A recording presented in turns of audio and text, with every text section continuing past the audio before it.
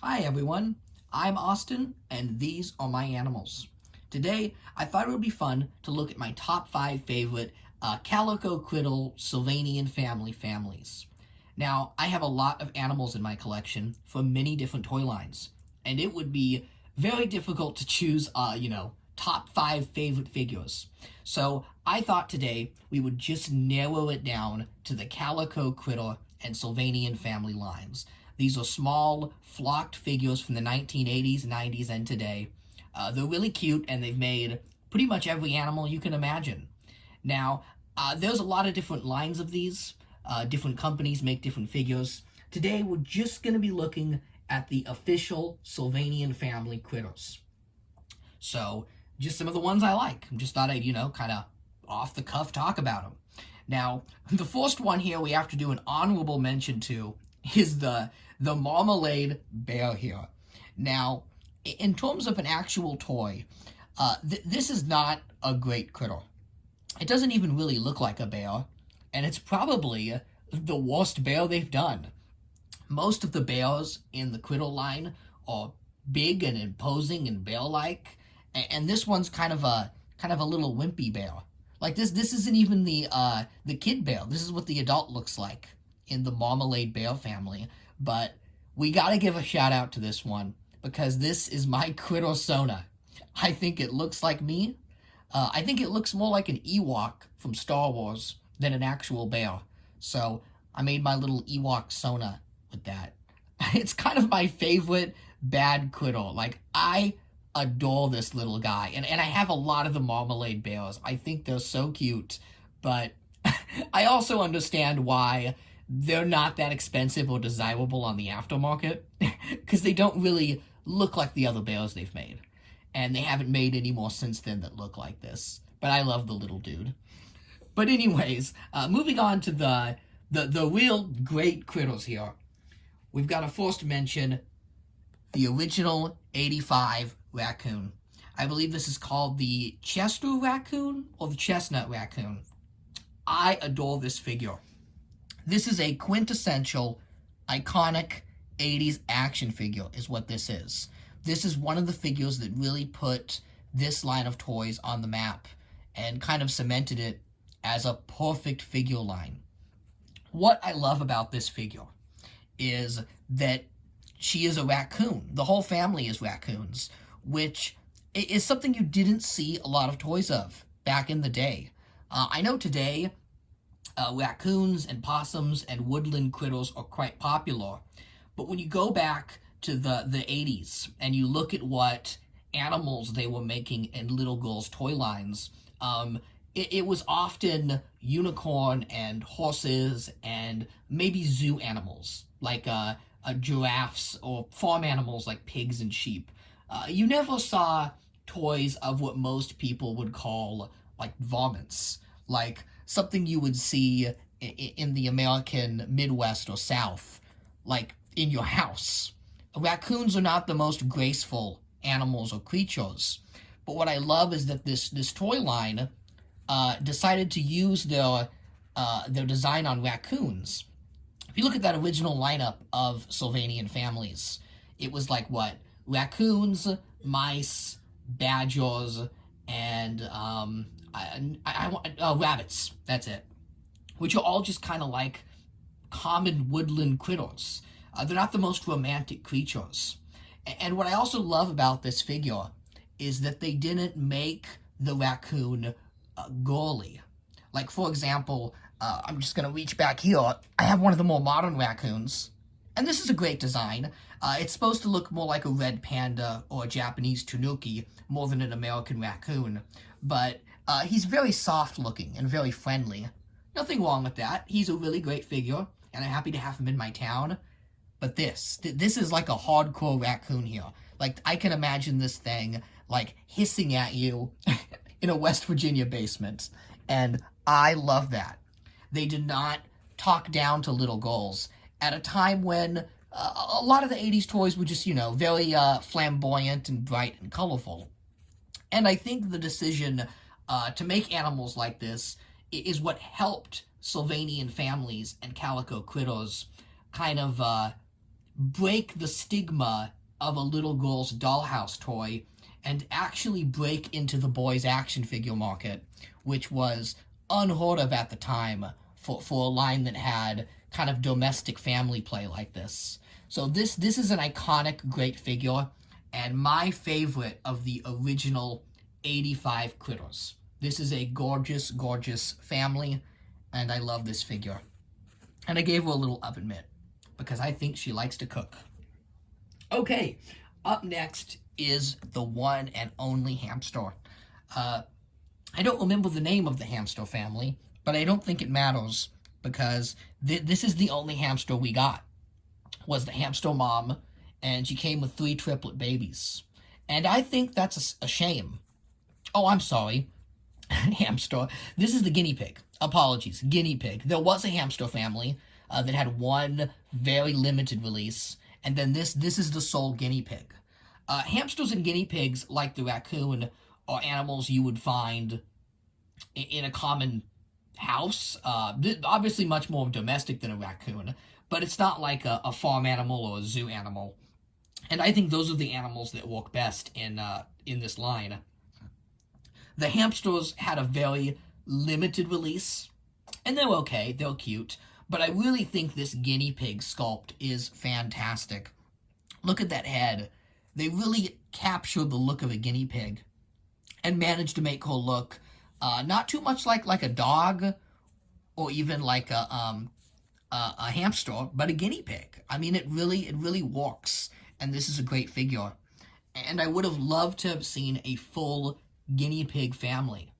Unfortunately, we got just the one, and she is quite difficult to get on the aftermarket. This is a very desirable figure. So if you ever see her out there, be sure to pick her up, because she is a treasure. This is such a fun figure. This is her original dress, and I'm not going to change it because I really like it. It's kind of got the star print with the little pink cape. She's adorable. Okay, up next is the Queen's Corgis. This is a wonderful, wonderful family of Corgis based off, you guessed it, the Queens. This family came from what I call the UK years of Sylvanian families, where the toy line was only sold in Europe and then only available in America and Canada through import shops. And the line became very, very European.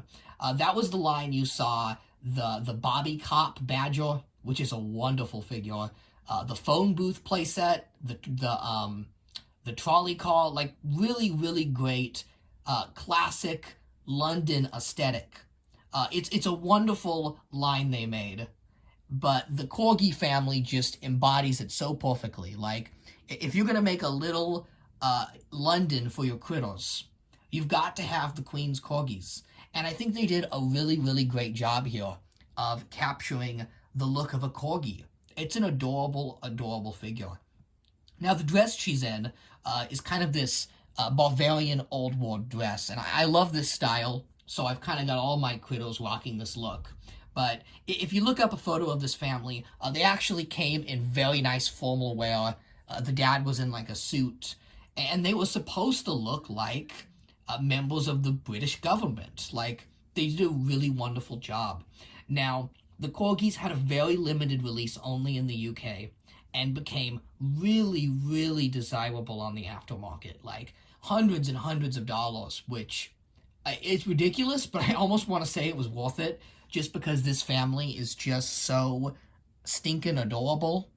But thankfully, for the anniversary of Sylvanian families, Epoch, the company that makes these now, they have been listening to the fans and re-releasing some of the most difficult to find critters. And this lovely family was re-released as a Barnes & Noble exclusive in America. I don't know where you get them in Canada, but I know they saw widespread distribution in the US. I couldn't find them at my local Barnes & Noble, but I was able to find them in the Las Vegas area. So, depending on where you live, they might still have them. I know they sold quite quickly, but you can still get them online. I would highly recommend picking these up.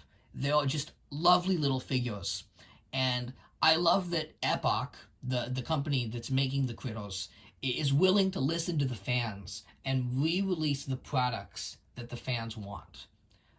Wonderful set, and if you have any of those London playsets, like I know there was a fish and chips restaurant and a tea shop. They're really expensive now, but if you have them, you've got to have these guys because they just look right at home in there. Okay, up next is the Marshmallow Mouse. Now, this is my Marshmallow Mouse in her homemade bikini for my beach setup. I only have one of these mice, which is a shame. I really should buy the whole family. I see him at Barnes & Noble quite a lot. I just haven't made the purchase. I can't help myself. I like the playsets and the accessories a lot. But I really should buy more of these because this is a wonderful, adorable little mouse. They've made a lot of mice over the years. I'm going to show here. This is an 85 mouse, an original. But like the Raccoon, the mice have always looked very natural in appearance, right? Very real. Like, look at this. This is not a pretty mice. This is like a rat. This is more like a rat than a mouse. And they've done a great job with all the mice and rats, and they've made plenty of them over the years. But mice are very cute and petite creatures. And again, as much as I love the realistic style of animals, I did want a very, petite and adorable mouse. And that was something they finally made with the Marshmallow Mice. Not only is the design just very cute and classic, kind of reminds me of an old cartoon character you would see in the 60s, but the decision to have little hearts painted on her ears just makes it. That is so adorable. This is just such a cute little figure. And this is the teenage one, which is a bit unusual. Usually they don't sell, teenagers in the critter lineup. They usually just have kids and moms and fathers, but recently they have been expanding and selling individual teenagers. So this, I guess like young adult, mid-size. I know they just call them the mid-size critters, but really adorable figure. She's got little eyelashes sculpted there. Such a nice detail. And I just think she looks so cute in the beach setup with a little plaid bikini I made. Okay. And finally, number one.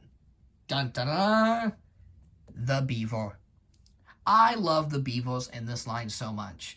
And they are one of the reasons I started collecting this line. They are just so dang adorable. Look at the little ears. Look at the buck teeth.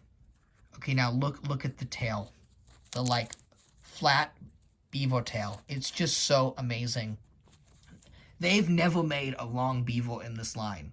And sadly, I don't have a lot of them. I don't even have an original 85 beaver. They can be quite tough to get. But this was the re-release of the beaver from a few years back. They did change the fur color to be a little lighter. So you can pretty easily tell an 85 beaver from a modern beaver.